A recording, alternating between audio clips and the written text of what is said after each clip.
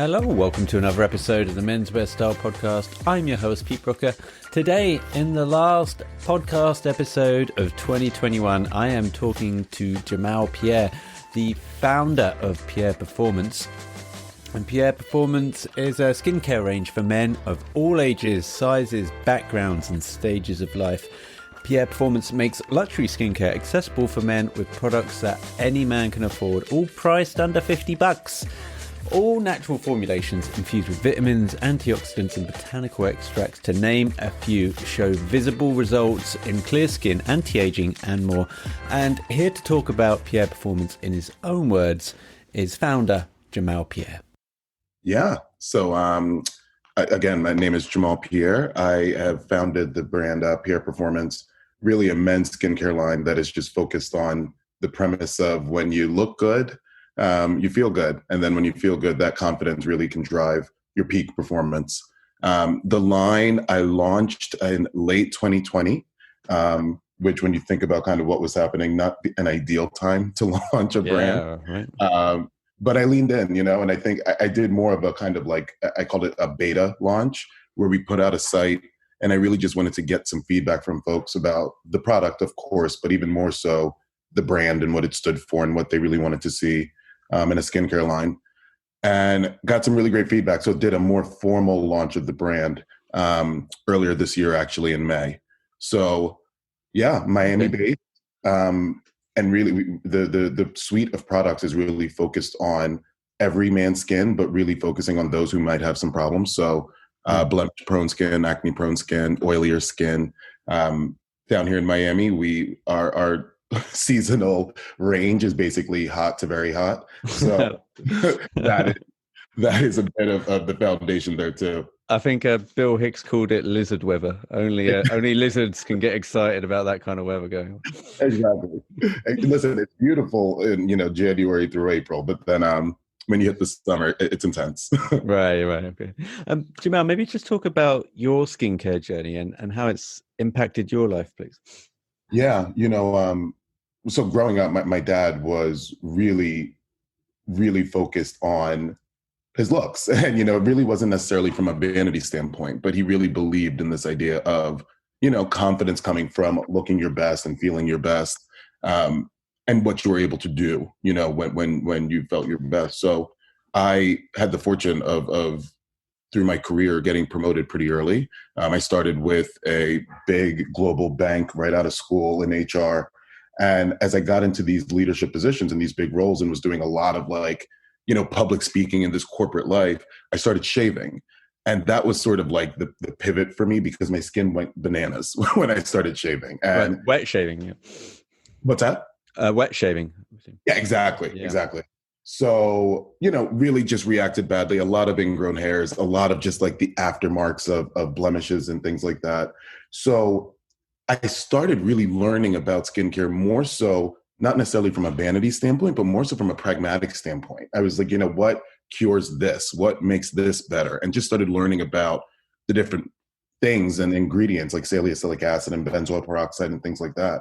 So as I got older and I really started to figure out my own skin, that's what drove me to create Pierre Performance, because I was essentially using a bunch of different products pulled from all over the place.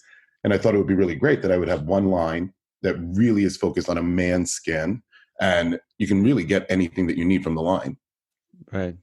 Yeah, it's interesting when you have like this coming of age time in your life, and you can maybe upgrade your wardrobe or maybe like your etiquette around people, but your skin, right, you're kind of in the hands of the gods a little bit, or at least I had really bad acne growing up. The age of 16, when you just become interested in girls or whatnot. And then I had like this huge breakout right on my chin, nowhere else.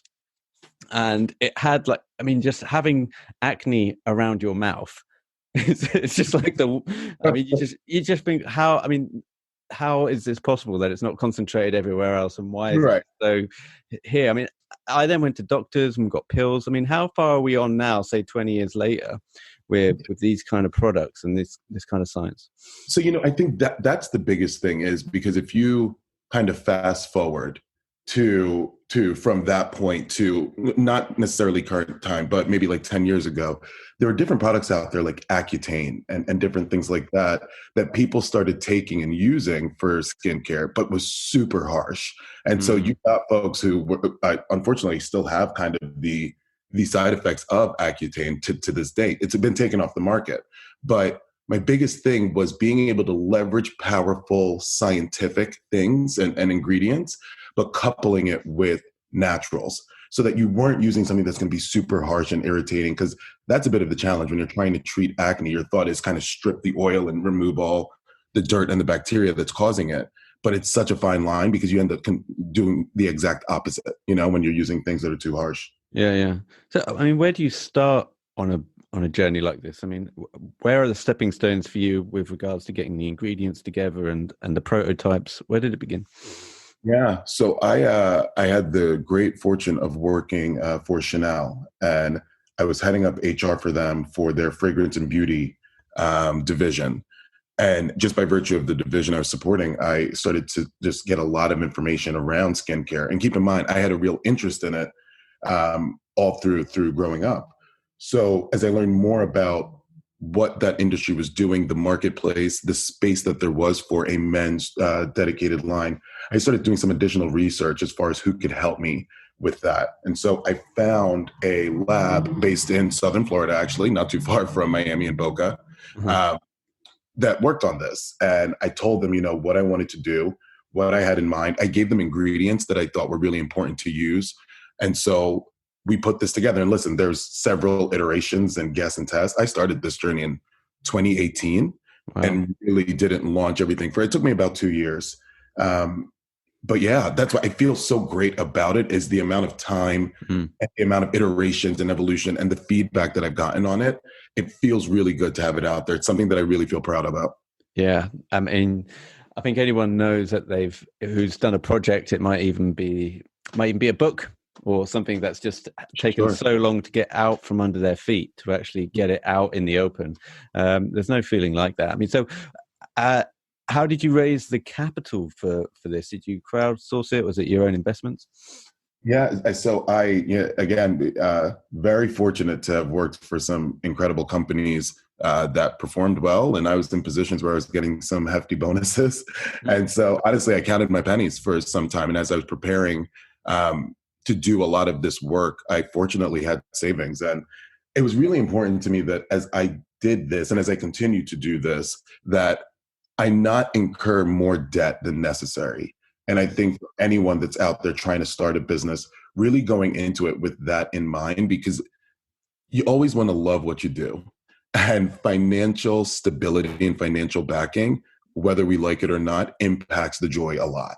And so that was really important to me. I really did not want to go too far in debt in bringing this to life. So took my time and saved up. And yeah, I was able to kind of get it going. Yeah. And it's not just the money threshold, is it? It's like the time that you invest in as well. So That's it's kind of exactly right. it's a sweet one too, where you go, well, look, I'm churning all of my waking hours, all of my spare time into this. You have your 9 to 5 going on there, and then you have, quote unquote downtime where you're investing another part of your life over here. And so Totally. like there's two things I find going on in my mind, is how much time and how much money, and what thresholds can you draw a line under for each of those. Absolutely. Yeah. Absolutely. And that's a big piece of it, is what realistically are you trying to get done and when do you want to do it? And some of that will then kind of inform how much debt you have to go into, right? So if you're looking to do something within a short period of time and you don't have the capital, that's where you've got to learn where to compromise. Jamal, maybe you can talk a little bit about the products itself, and also if you can just inform us on what are the difference between, I mean, this is a very men's skincare focused brand. What are the main differences between women and men's skincare? Yeah, so that's a great question. It's a good starting point before going into the products. And very straightforward, men's skin have a few fundamental differences from women's skin. Our skin is thicker. And so it's just, there's going to be more collagen and different things within our skin because it's thicker, that dermis. We have more sebaceous glands, which basically means we sweat more. So we're going to be oilier. We're going to have a bit more shine. And then we also have just the caveat that many of us shave. And essentially, when you're taking a blade to your skin, you're incurring a sense of trauma. And for some guys, the reaction to that is really severe. So in designing the line, it was really thinking about those things and how to treat them and how to make sure that they were top of mind. And so the cleanser that we have, the Fix Your Face, is the facial cleanser. So it has a touch of salicylic acid in there to really control blemishes, acne, and oil. And then the naturals in the cleansers, really, it's incredible. So we've had seaweed in there. There's some real UV radical fighting ingredients within seaweed that just keeps you looking good. We also have peppermint. So peppermint is something that really is just there to invigorate. It has anti-inflammatory properties, and the smell itself is really incredible. So that's the cleanser. We then have a salicylic acid exfoliator, and this is a game changer for folks who have not used an exfoliator before. And so what you do basically is you put it on, and it depends on, how oily your skin is, but the frequency in which you use this should probably be starting once a week. But I have some guys that will use it about 3 times a week. You put it on for about 30 seconds and up to 2 minutes, and then you're just going to wash your face off with some cool water. Mm-hmm. What it does, though, is it reduces your oil and your shine really incredibly, and it treats post-shaven skin in a really great way. So a lot of anti-inflammatory properties that will really help you out there. We also have our Even Keel Brightening Serum. So the serum is just a really great way to smooth over, even out your skin. If you have any like post-acne scarring, this is a really incredible way to treat that. We have our eye cream, which has a touch of coffee beans in there, some caffeine. So that will literally wake your eyes up. Mm-hmm. And so there's things in there that will constrict the swelling below in your under eyes, sorry. Mm-hmm. that will help you to just lose the bags and the puffiness below your eyes. And then 2 more products. We have our Never Thirsty Moisturizer, which is basically blended with glycolic acid and jojoba oil. So it has an incredible scent as well, super lightweight, non-greasy. And then we have a blemish drying lotion, which is kind of like the miracle drug. So this is something that if you have a blemish, you have an acne or a pimple, you put a touch of this directly on the pimple before you go to bed. Overnight, what it does is it basically dries it out. So when we say blemish drying lotion, that's literally what it does. It will reduce the size of the pimple significantly, if not take it away overnight. So that's kind of the miracle in a bottle that everyone needs to have in their medical cabinet. Yeah, I think a lot of guys can relate to that. A lot of what you just said on how when you do have a shave, it's almost like you're throwing the dice as to how it's going to turn out. If you're not preparing or using the right products, or maybe you might have a new blade, and you have maybe an event that you need to go to, there's probably a reason, even if it's work. There's something that you're going to be customer facing, front facing. Exactly and so it's just crazy that we're kind of like, well, let's just hope this turns out all right. I mean, so I think this will actually be, some good news to some guys who have this anxiety when it comes to shaving in their own skin, right? Total. And that's the biggest thing is so much of what I wanted to do with this brand is making it okay for guys to care about what they look like. Right. Like, and to the point of like, you're going to be facing customers. You might have some big deal or sales thing that you're trying to pitch. It matters what you look like. You should care and you should invest the time and the money into looking your best. So kind of getting rid of all that toxic masculinity nonsense that guys don't care, Yeah. No, I get it. It's do you have also, you touched on like the bags under your eyes. I suffer from that a lot of the time. Do you have any kind of skincare tips for the general nutrition of your skin? Yeah. And, a lot of what I'm going to say is stuff that's going to annoy people because it's stuff we just deprive ourselves of. But hey, get more sleep. Right? and truthfully, and you've probably seen it, the amount of studies that have been done just on the power of more sleep, honestly, and what it does for your skin is really incredible. When you're sleeping is essentially when you're rejuvenating. It's when your cells turn over. It's when all of the good stuff happens. So to the degree you're not getting enough of it, it's going to reflect on your face. And there's only so much you can do to combat that. So that's first and foremost.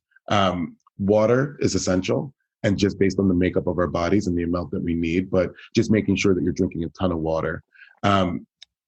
Again, other things that I know are not going to be profoundly groundbreaking. But sunscreen is critical, and staying out of the sun as much as possible. And I know, especially living in South That's no Florida. problem for us. I haven't seen sun in about 9 days. But then you come to places like Miami and South Florida where, we live in the sun. So it's just making sure that you've got a really incredible sunscreen on at all times, even when it's cloudy. And there's even been studies done that at night, you still can catch different rays. You should actually have sunscreen on at night. So there's real power there.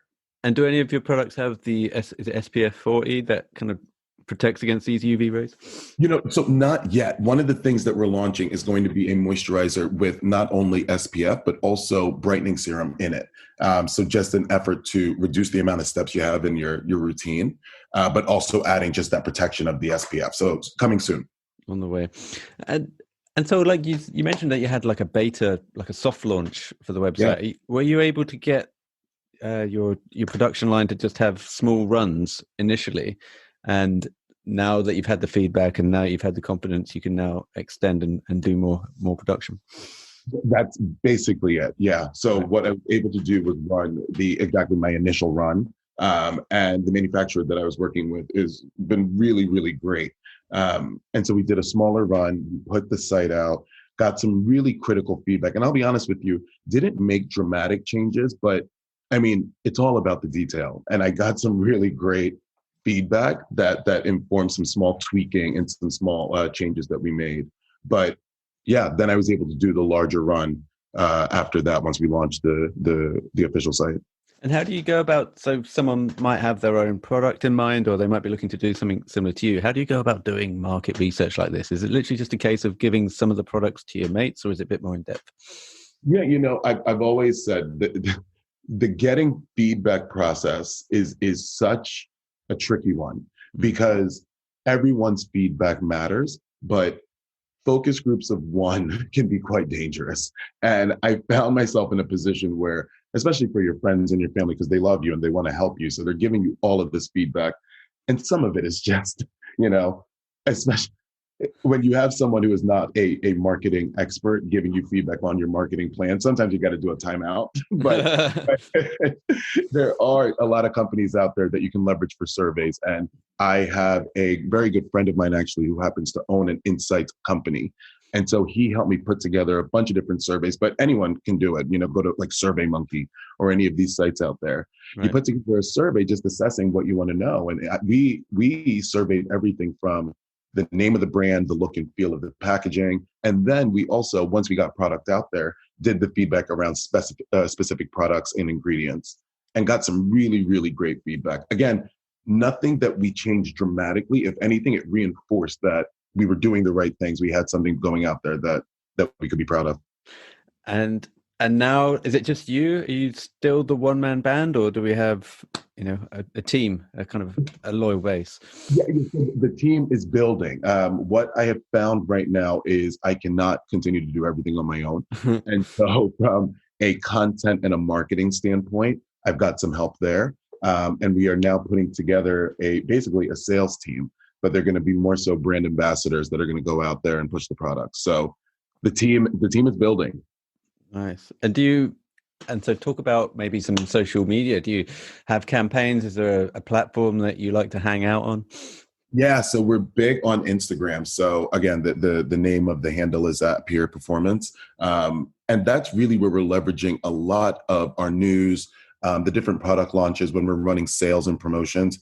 Instagram and Facebook are our starting points. But we've got a YouTube channel as well, that we've got some commercials out there and some different how-tos and routines on how to use the products. And then obviously we have our site. So our site is the best place to go for updated updates on the products and on the brand. We've also got commercials out there on the site. So it's a fun place just to play around with and check out. It is, yes. I like the images as well. Like kind of all walks of life, really. And everyone. PierreSkin, by the way, .com is the place, pierreskin.com, and we'll put all the links over on the show notes so people can check it out. And I'm on Pierre Performance. It's on Instagram, just having a run through. I'm following the hell out of that. Nicely done. Yeah. So what's next, Jamal? I know you mentioned the moisturizer with maybe some SPF going on, but is there any other plans to kind of expand upon this now? Yeah, so we have got some new products coming out next year that we're really excited about. I mentioned the moisturizer with the serum and the SPF. Mm. Uh, that is really going to be great. We also have a pure sunscreen that will be coming out, so both for face and body, and that'll be coming next year. And then we're also going to be launching what I'm calling a beard kit, so different products to help those guys who are shaving. And then a couple of surprises that I've got up my sleeve. Some surprise launches that actually will be coming out probably very early on next year. That I think will be a lot of fun. Awesome. Jamal, it's been great talking to you. Thanks so much for taking the time out and speaking to us today. I always like to ask this question at the end. What advice would you give to your younger self, or maybe the 3 years ago when you started this project? What advice would you give to your younger self and maybe future entrepreneurs? Oh God, I would tell myself a couple of things. I think first and foremost, just be kind to yourself.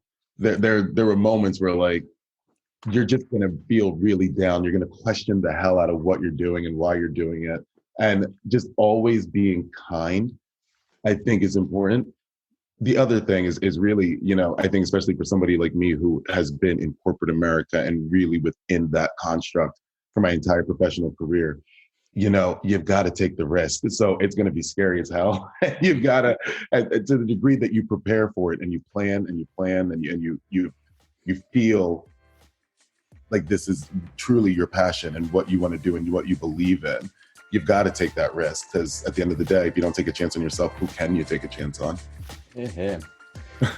Jamal Pierre, founder of Pierre Performance. Pleasure talking to you, mate. You've been listening to the Menswear Style podcast. Be sure to head over to menswearstyle.co.uk for more menswear content, and email info@menswearstyle.co.uk if you would like to be a future guest on the show. Finally, please help support the show by leaving a review on iTunes or wherever you're listening to this podcast. Until next time.